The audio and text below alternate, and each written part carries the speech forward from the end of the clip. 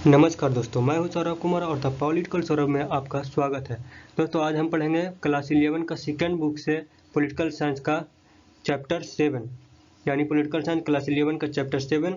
दोस्तों इसमें पढ़ेंगे हम राष्ट्रवाद के बारे में और यह वीडियो का पार्ट 1 है और पार्ट 2 आपको नीचे डिस्क्रिप्शन बॉक्स में मिल जाएगा, तो लगे हाथ उसे भी जरूर देख लीजिएगा। और दोस्तों जिन्होंने इसका पहला बुक नहीं कंप्लीट किया है जाकर जरूर देख लीजिए, नीचे डिस्क्रिप्शन बॉक्स में आपको पूरी की पूरी प्लेलिस्ट मिल जाएगी। तो दोस्तों वीडियो को शेयर जरूर करें अपने दोस्तों में और चैनल को सब्सक्राइब करके बेल आइकन जरूर दबा दें। तो चलिए शुरू करते हैं।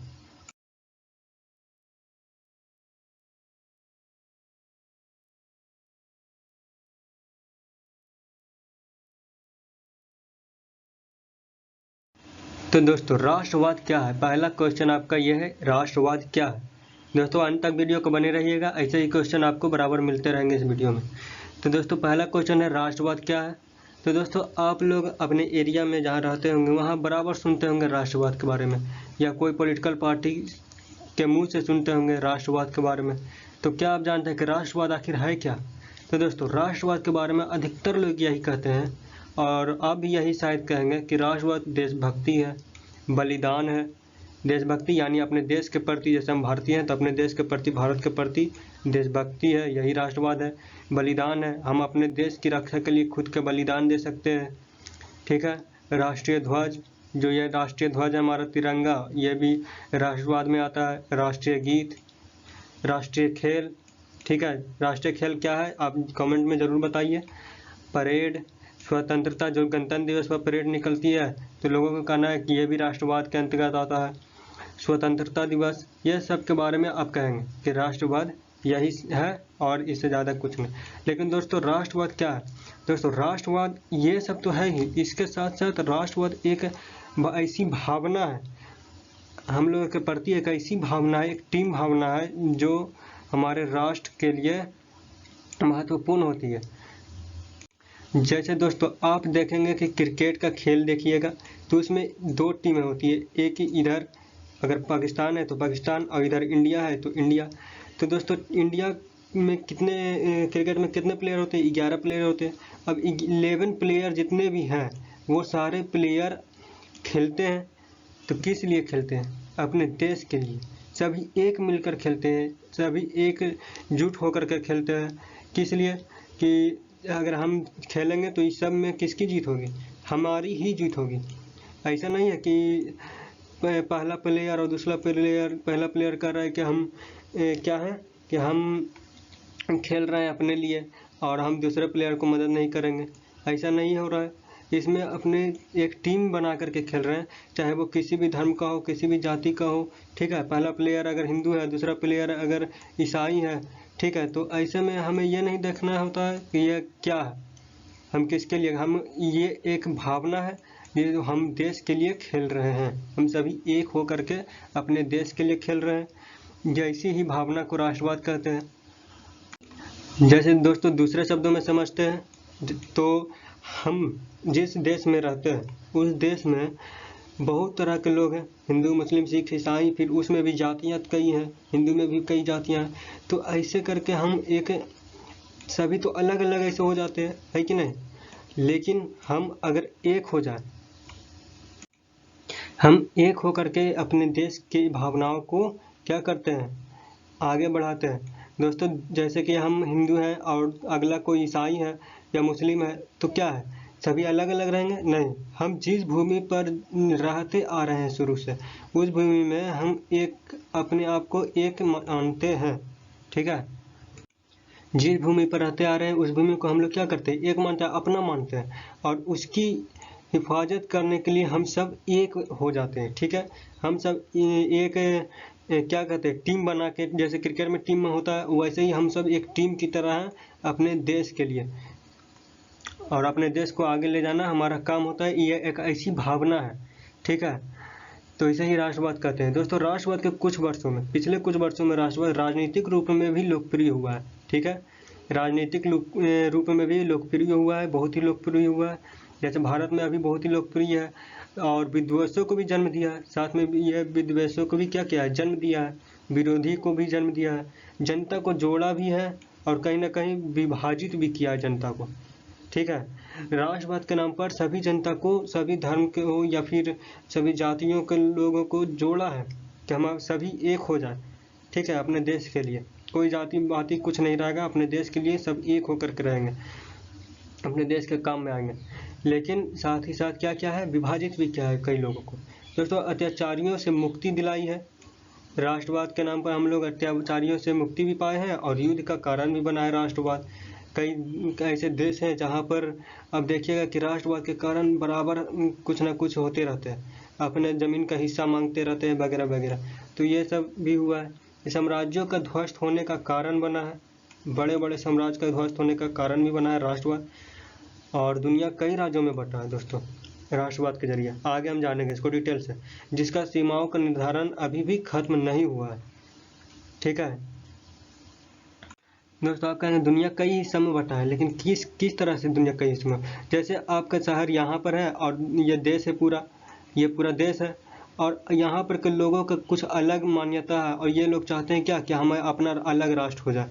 ठीक है, तो इस हिसाब से ऐसे ऐसे बहुत जगह हुई है ऐसी घटनाएं, और इससे दुनिया का क्या हुआ है, बहुत सारा देशों का विभाजन भी हुआ है। जैसे भारत और पाकिस्तान का विभाजन भी देख लीजिए, धर्म के आधार पर हुआ था। दोस्तों, राष्ट्रवाद कई स्थितियों से गुजरा है। ठीक है, ऐसा नहीं कि राष्ट्रवाद ऐसा है, राष्ट्रवाद कई स्थितियों से गुजरा है। जैसे यूरोप में 19वीं शताब्दी में कई छोटे रियासतों को एक किया और बृहत्तर राज्यों की स्थापना की। ठीक है, 19वीं शताब्दी में कई छोटे छोटे राज्य थे जिससे एक करके एक बृहत्तर राज्य यानी बड़ा राज्य बनाया गया, उसकी स्थापना की गई। ये क्यों? राष्ट्रवाद के कारण। ठीक है, राष्ट्रवाद के कारण विभाजन भी हुआ है, कई बड़े राज्य क्या हुए हैं, कट कट के छोटे हो गए। ठीक है, विभाजन हो होकर छोटे हो गए और कई ऐसे राज्य हैं जो जुट जुट कर बड़े हो गए। ठीक है, राष्ट्रवाद के कारण उससे जोड़ लिया गया अपने में।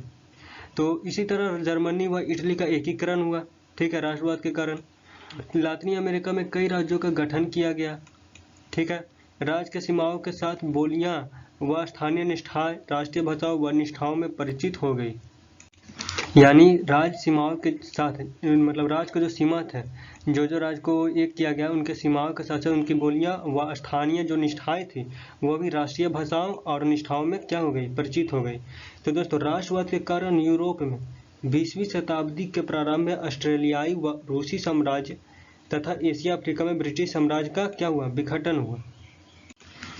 यानी आपको पहले ही बताया कि राष्ट्रवाद के कारण कई देश, छोटे छोटे देश जुड़कर एक बड़े राष्ट्र में भी बदले और कई बड़े राष्ट्र ऐसे छोटे छोटे टुकड़ों में भी बटे राष्ट्रवाद के कारण। वहीं राष्ट्रवाद के कारण यूरोप में 20वीं शताब्दी में उनके प्रारंभ में ऑस्ट्रेलियाई व रूसी साम्राज्य तथा एशिया अफ्रीका में ब्रिटिश साम्राज्य के विघटन का क्या हुआ, विघटन हुआ। ठीक है, तो दोस्तों, भारत को स्वतंत्र होने का जो संघर्ष था, भारत जो संघर्ष कर रहा था स्वतंत्रता के लिए अंग्रेजों से, तो वो भी किस आधार पर, राष्ट्रवाद के आधार पर, वो भी राष्ट्रवादी संघर्ष थे। ठीक है, अपने देश से अथक प्रेम, अपने देश से बहुत ही गहरा प्रेम के कारण, एक ऐसी भावना के कारण जो कि हमारा देश है, और अपने देश के लिए संघर्ष किया भारतीयों ने, तब जाकर के क्या हुआ, आज़ादी मिली हमें। तो वो भी राष्ट्रवाद के एक संघर्ष ही थे। तो दोस्तों, राष्ट्र और राष्ट्रवाद के बीच अंतर को जानते हैं। तो दोस्तों, कई लोग राष्ट्र का अर्थ ये बताते हैं, क्या बताते हैं, आइए देखते हैं। कई लोग राष्ट्र का धर्म ये बताते हैं कि राष्ट्र के लिए एक भाषा, धर्म, जाति जैसे किसी एक पर निश्चित पहचान होनी चाहिए। जैसे अगर कोई राष्ट्र को देखें तो ये हाँ ये बोला जा रहा है कि भाषा, अगर ये राष्ट्र है तो इसके ऊपर या तो भाषा एकदम कोई एक भाषा पर क्या होना चाहिए निश्चित पहचान होनी चाहिए, यानी पूरे राज्य में एक ही भाषा बोली जाए, या फिर कोई एक धर्म होना चाहिए। ठीक है, यानी केवल एक धर्म होना चाहिए जिसके आधार पर वो राष्ट्र को पहचान दी जा सके, या फिर कोई एक जाति होनी चाहिए, कोई एक नस्ल होनी चाहिए, मतलब कोई एक चीज में उसको क्या होनी चाहिए, बढ़त होनी चाहिए, तब जाकर के वो एक राष्ट्र की पहचान होती है। लेकिन दोस्तों, कोई भी देशों में किसी एक पहचान का वर्चस्व है ही नहीं। ठीक है, कोई भी देश ऐसा नहीं है जहाँ या तो कोई एक भाषा ही पूरा देश में बोला जाता हो, या धर्म हो, एक ही धर्म का कोई देश हो, या फिर जाति हो, तो ऐसा कोई भी देश नहीं है इसका। जैसे कि कनाडा में फ्रांसीसी और अंग्रेजी भाषा के लोग रहते हैं। ऐसा नहीं कि खाली फ्रांसीसी भाषा के लोग रहते हैं फ्रांस में, ये कनाडा में, उसमें अंग्रेजी भाषा के भी लोग रहते हैं। तो किसी एक भाषा के इसमें वर्चस्व है ही नहीं। वहीं भारत में अनेक भाषी लोग रहते हैं। भारत की बात करिएगा तो यहाँ तो और भी ज़्यादा भाषा है, और भी ज़्यादा अनेक धर्म हैं, अनेक भाषाएँ हैं। हर कुछ दूरी पर भाषा अलग अलग मिलेगी आपको, अनेक धर्म मिलेंगे आपको, हिंदू मुस्लिम सिख ईसाई हर धर्म के लोग यहाँ रहते हैं। तो कोई एक चीज़ का वर्चस्व है ही नहीं अधिकतर देशों में ऐसा। तो दोस्तों, राष्ट्र एक लगभग काल्पनिक समुदाय होता है। राष्ट्र क्या होता है? एक काल्पनिक समुदाय होता है जो अपने लोगों के साथ भरोसा, आकांक्षाओं और कल्पनाओं के सहारे एक में बंधा होता है। ठीक है, यानी अपने जो उनके उस राष्ट्र के अंदर जो भी लोग रहते हैं उसमें भरोसा, ठीक है, सभी लोगों में एक भरोसा होती है, एक आकांक्षाओं अपने देश के प्रति और कल्पनाएं के सहारे ही एक में बंधा होता है सभी लोग। यह कुछ खास मान्यताओं पर आधारित होता है। ठीक है, राष्ट्र जिन्हें हम साम्राज्य या फिर सदस्यों के लिए बनाते हैं, सभी सदस्यों के लिए बनाते हैं। अगला वीडियो डिस्क्रिप्शन बॉक्स में है, जाकर जरूर देखें। Like, share and subscribe the channel the political Saurabh. Latest YouTube shorts video see on the channel. Thank you. जय हिंद।